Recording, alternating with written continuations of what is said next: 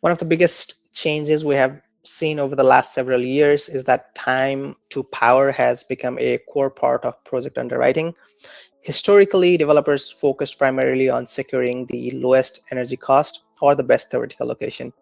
Today, the speed at which the project can actually reach commercial operation is just as important as price. Interconnection queue continue to grow, and required network upgrades are becoming larger, more complex, and more uncertain.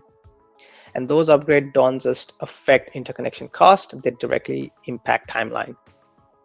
A delay of even a few years don't just push out operation, it affects financing assumptions, revenue timing, and overall project return. So in many cases, a site with slightly weaker pricing fundamental, but a 2-year path to energization can outperform a better site that requires 5 years of upgrade and queue delays.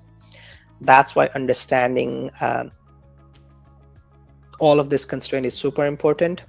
Underwriting is shifting from a static view of price to pretty much a dynamic view of access. So not just the power cost, but also how quickly and reliably it can be reached. And when we start looking at all those factors, right, there's another layer of complexity that gets added into this, and that's actually where the capacity is, right? Traditional renewable project are relatively straightforward from an interconnection standpoint compared to a battery project.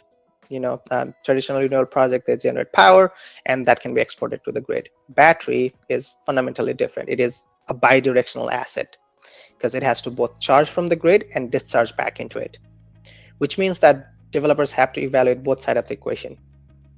Can the local grid support the charging load when battery is absorbing power? And can it support full discharge when battery is injecting power back during peak condition? And that is where a lot of site selection process actually breaks down.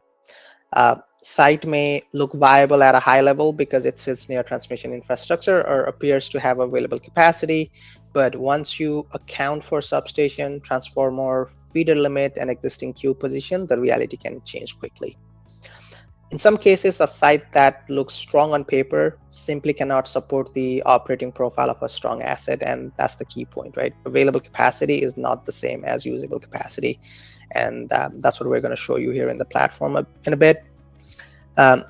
Increasingly, it's these local infrastructure constraints that determine whether a project moves forward or ends in a fatal flaw